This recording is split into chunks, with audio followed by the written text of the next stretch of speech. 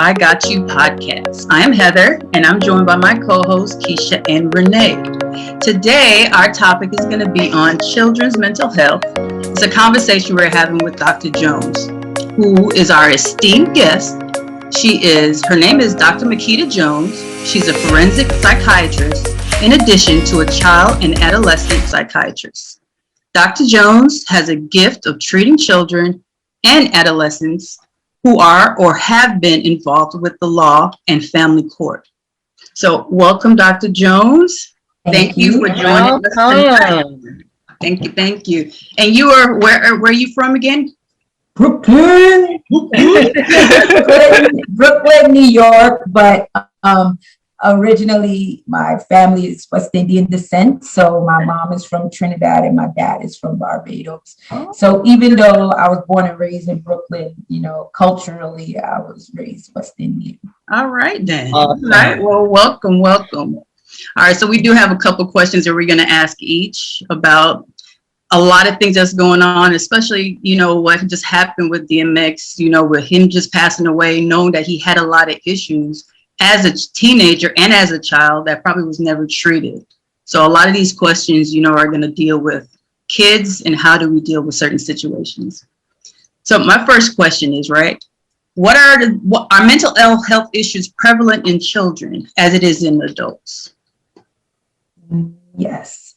And the reason why I say that is adults have a certain type and it presents a certain way, but children also have types of disorders that only occur with children.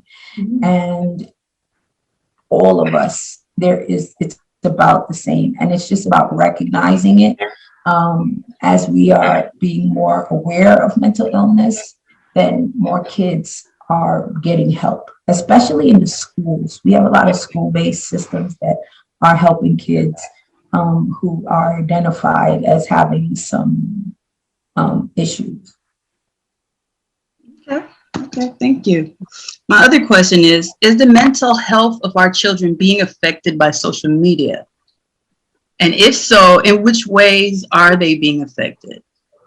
We have, like at the American Academy of Child and Adolescent Psychiatry, we have a whole portion of the academy that looks at this, and I would say 100%, but it's not always in the way you think. So there's a new disorder that came out from social media. It's like internet addiction disorder, right? So that's one thing. Two, the amount of screen time they've been looking at and the child's development and what they're finding is because more kids are online, social media, they are reading at a lower level. And so there's a recommendation that is less than an hour a day on the computer, social media. That's the recommendation, but I know a lot of parents, it's hard for them. I know. The other thing about social media, which has been growing and it has been a challenge in the social media thing, is cyberbullying, which is huge.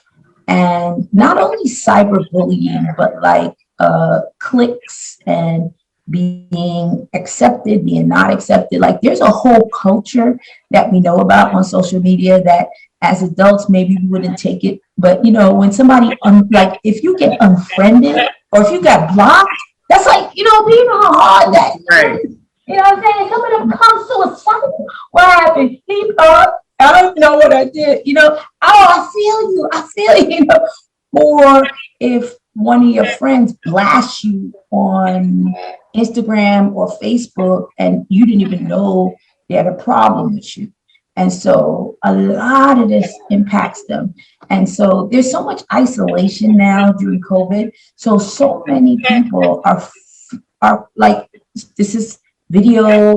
And so you can imagine who you are. You're not in school. Who you are is represented on social media. Mm-hmm. And I started using Instagram, and I don't know if you even Instagram, like everybody got to have likes, who's following you. It impacts your self-esteem, whether you thought that picture was good or not. And of course, with females and males, there's a lot of eating disorders that get started from this. They're looking at these polished pictures. And if they see a Cardi B now, they're doing everything to get the Cardi B butt, right? Even if they got to buy it, right? So, everybody, even little kids, want to dress like the stars, the way they carry themselves. A lot of my young guys, they have eating disorders because they trying to get ripped. You know what I'm saying? They trying to and they doing all kinds of push-ups and stuff. And then, of course, let me tell you, on social media, I see a lot of my, how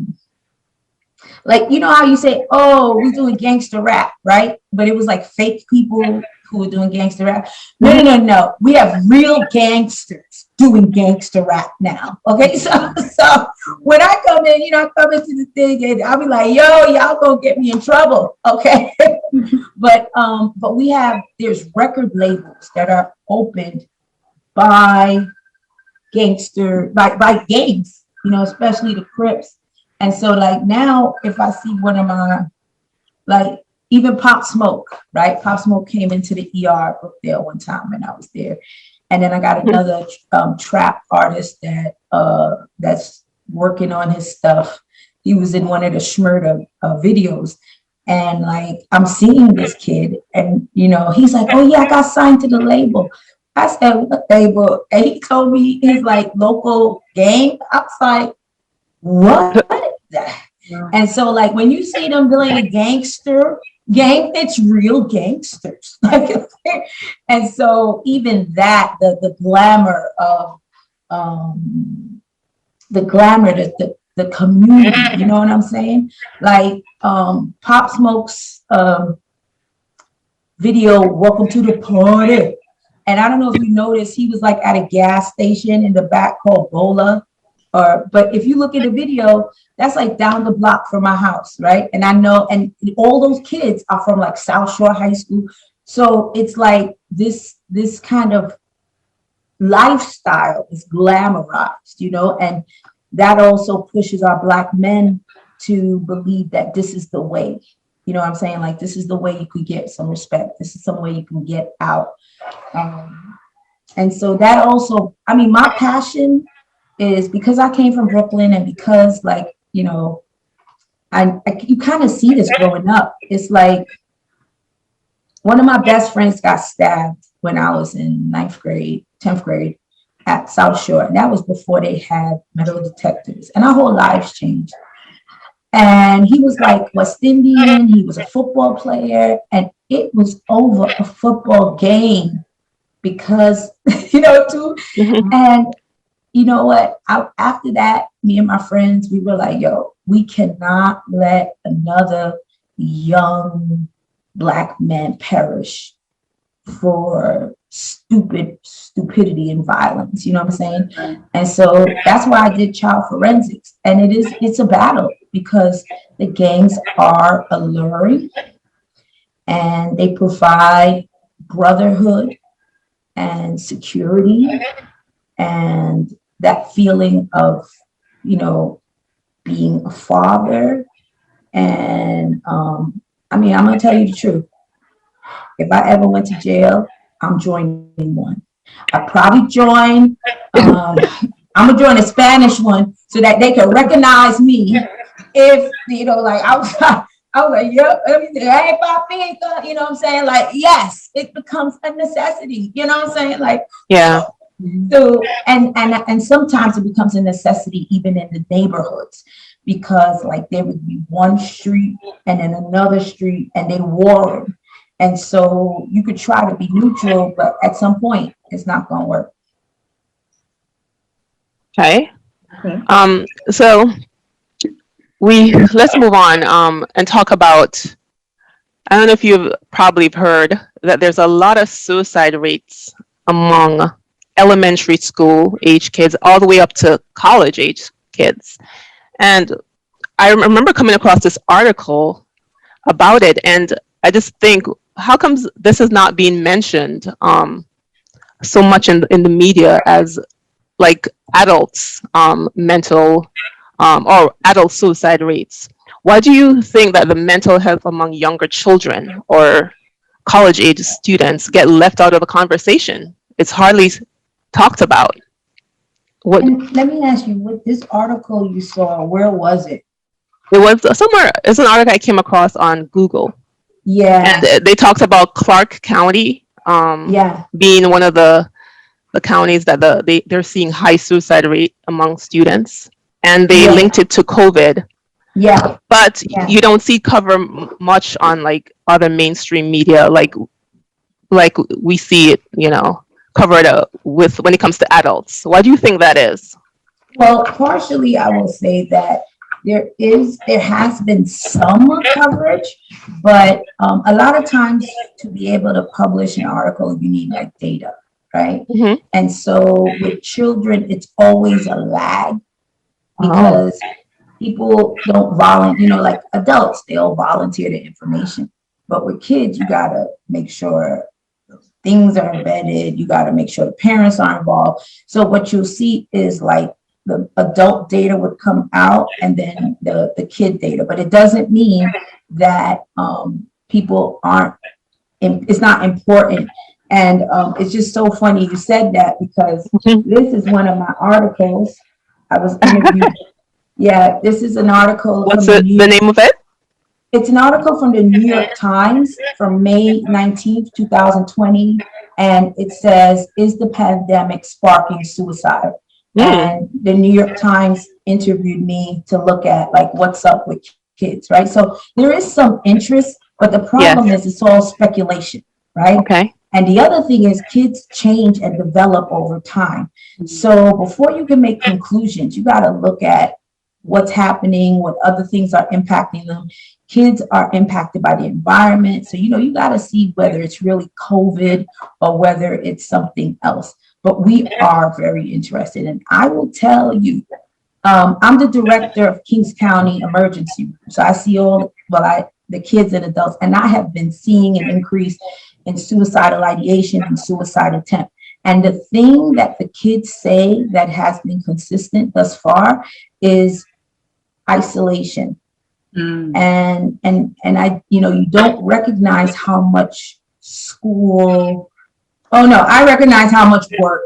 I was like, no, I'll go. Let me get out here if I get COVID. I can't stay home no more. But Right. the kids are like social beings and they interact. And so it is a lot of isolation. Also, kids get stressed. And that's something I really am hoping I could get this across to parents. And kids will do as well as the adults do around them. And one thing COVID has done, it has created instability. Okay. Kids have gone homeless. They've gone without food.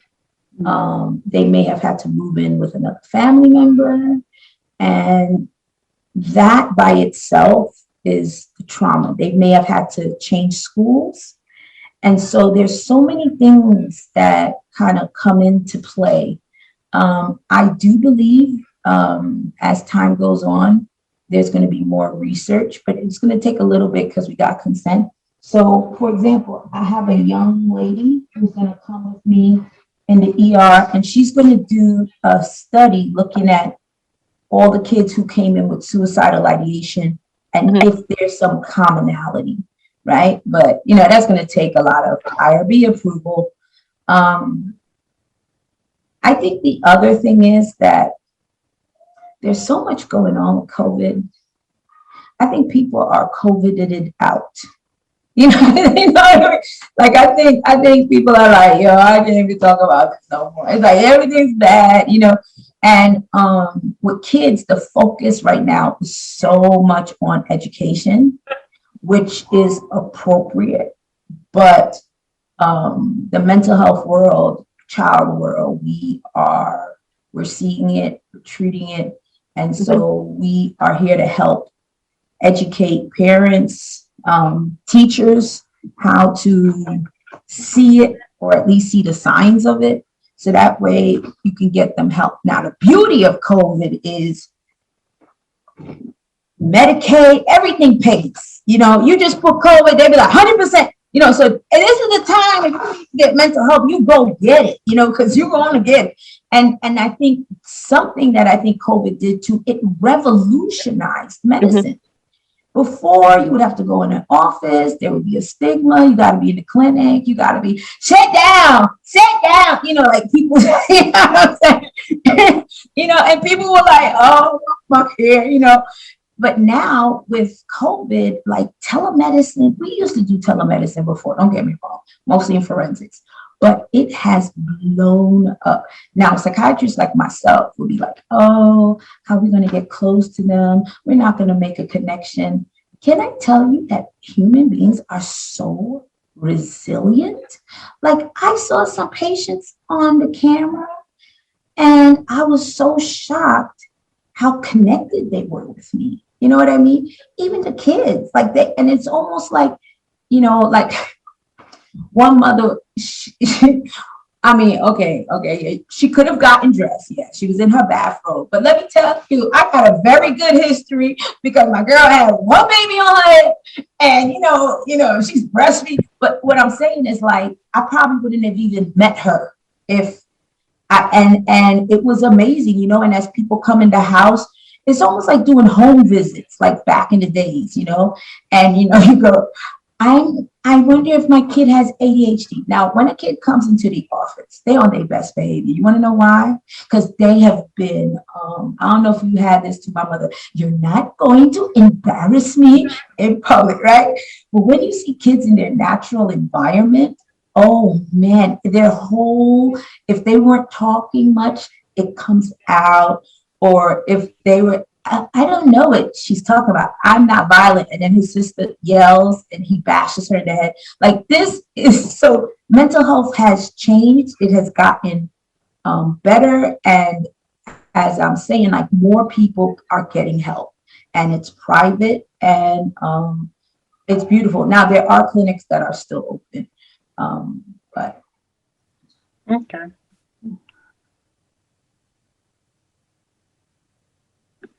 Keisha, you're on mute, honey.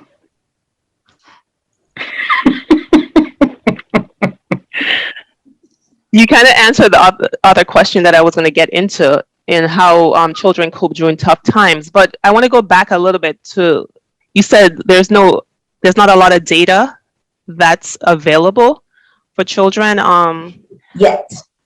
Mm-hmm. But and then you mentioned, did you talk in your article, did you talk anything about data when they interviewed you, or as you said?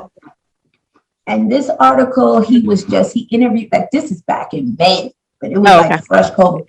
But when he was interviewing us, he was first of all just asking a question, because at that time we really didn't know. We were seeing an increase in suicidal ideation, and it's like, do you think in kids this will get worse? And so, we were like, most likely, but we're not sure. And so, and even if we collect data, we got to figure out what time frame we're going to use.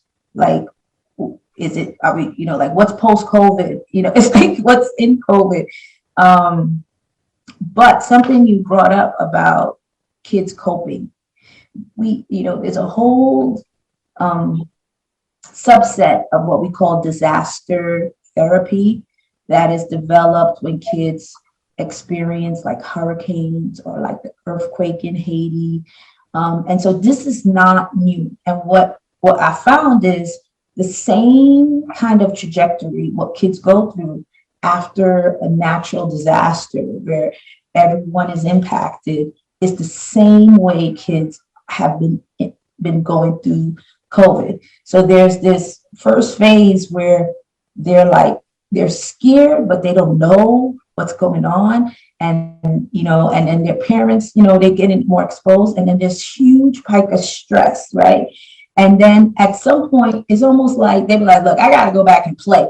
And then it goes down. But then, like, when the reality hits that, man, no, it's like everybody is whatever.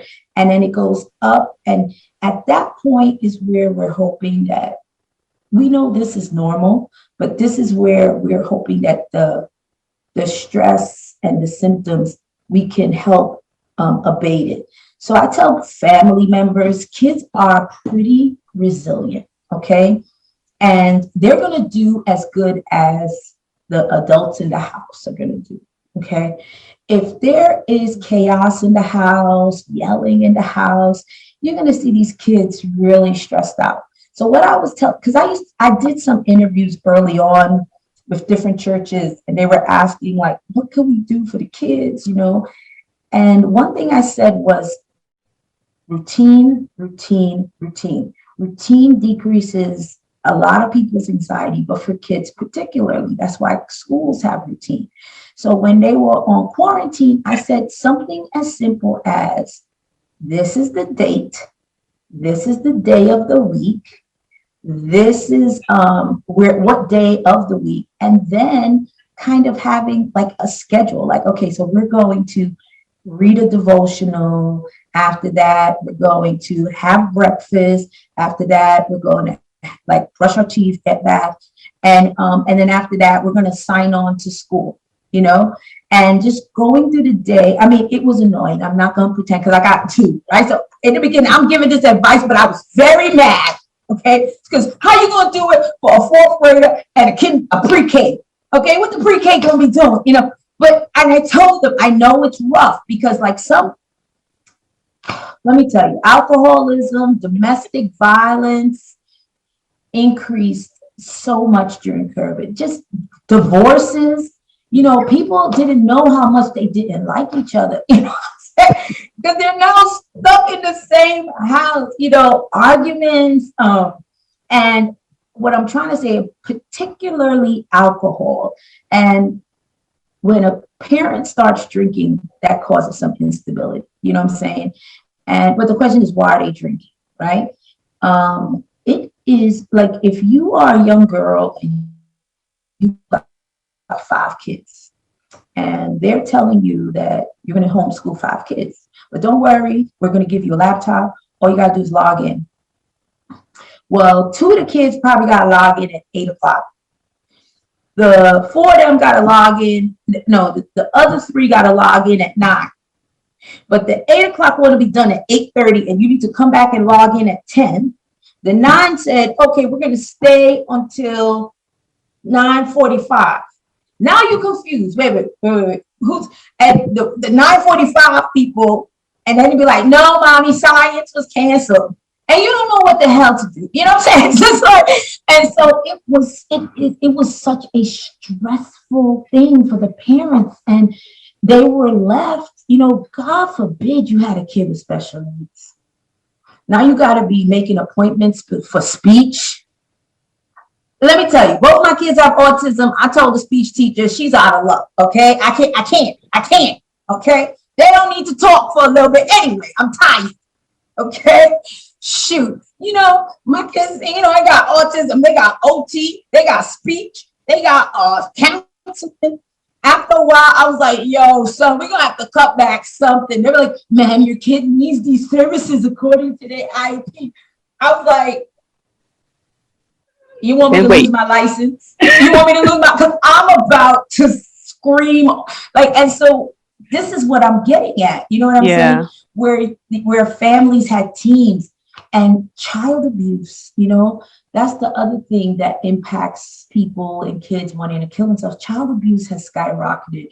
And the reason why is because a lot of times, and child abuse and hunger, a lot of times school is the only place where a kid is safe. You don't even know that. It's the only place where they get food. You know what I'm saying? And so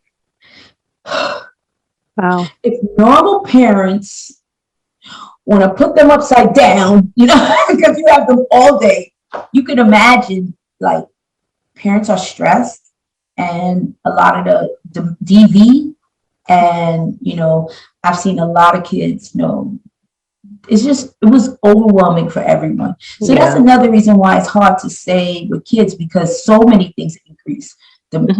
Them experience domestic violence, child abuse, hunger. Like in New York, you know what they eventually did? They gave every child that was in public education They gave an EBT card for the parents. So, because they couldn't come to school. So whatever the cost of lunch and breakfast every day, they gave them money to get groceries. Oh, wow. Okay. Didn't know that. All right. Switching gears a little bit. All right. So, do you think there's a disparity in how mental health issues are addressed among children in the Black community versus other communities? And I'll add this portion of it too. For example, do you believe that Black children in the school system are more likely to be labeled or medicated for certain behaviors than the non-Black children? So you can break that down however you feel fit. Okay. Well, I'm going to kind of organize it in the first level, right? The first level is districts of where people live, right? So your question is asking about Black kids versus other minorities versus majorities, right? It really, the schools are separated by districts, right? And every district gets funding by the people who live there, right? So I would say in the poorer districts, there's less money, less funding, less textbooks, less teachers that are qualified. In the higher level is where you get like parents who are paying higher taxes, so there's more resources and et cetera, right? So I would say a Black child that is in this district, yeah, their education is going to be less. But if there's a Black child in a higher affluent district, they're going to get the same education, you know, and that's kind of the way it works. So it's more than just race, and that's what parents learn. So like one of my friends, we trained in the Bronx, right? And she remembered what was going on with her boys in school. So she looked up everything and she went to Nyack, New York. And at Nyack, that school district, I mean, they don't play in school. And there's all these resources and, you know, the boys got a great education. So I would say instead of saying Black versus not, it really is where they are versus not. Secondly, unfortunately, the schools, because of the districts, tend to be kind of segregated. If it's like Black, it's like Black, Hispanic, and maybe one or two Caucasian kids, right? Who is just as gangster as everybody else, right? And then, you know, and you go up here to the affluent, and there may be like, there may be Asian down here too, who also are thugs, right? So over here, there may be this affluent community where there's more Asian, whatever, but they're getting the same education. And what I'm saying is like, it actually is separated by money more so than color, right? It doesn't, but it does mean color. What happens is you have kids who are mostly minority, mostly Hispanic, whatever, and they don't get the same information. They don't get the same resources, you know? Then we go to labeling, diagnosing. So I'm assuming you're talking about like misbehavior, like all kids misbehave, right? And you're running down the halls and whatever. And I will say that not only is there there's more kids in the classroom usually. And there's not as many teachers, right? So when a child misbehaves, it is a big deal because they done disrupting everything and whatever. And so, yes, when a child starts to misbehave, I've seen the gut wrench reaction would be, oh my goodness, let's get him out. He probably got ADHD. So I actually saw a lot of that where kids were getting diagnosed with ADHD. They were getting diagnosed with mood disorder. They were getting, you know, now here's my thing though. If a child is acting out, that is a symptom. It's just like cough, right? So you can't say, oh, they have a cough, so, oh my gosh, do they have lung cancer? You know, it's like, wait a minute, you know, if they have a cough, you got to look at, You got to evaluate them, talk to them, do labs, whatever. And then based on all of that information, then you can make a diagnosis, right? So if a kid is acting out in school or misbehaving or whatever, it could be a lot of things. It could be depression, it could be anxiety, it could be trauma, it could be ADHD, it could be just situational. You understand? So I do believe that. Now, the other thing, you're right. I do see kids in the bigger classes get medicated just so it makes the classroom easier. Yes. You know? And if they don't have a mindful child psychiatrist that's treating them, that's what happens. You know, they get Risperdal. You know, everybody got autism, NOS. You know, what right now? So I also work at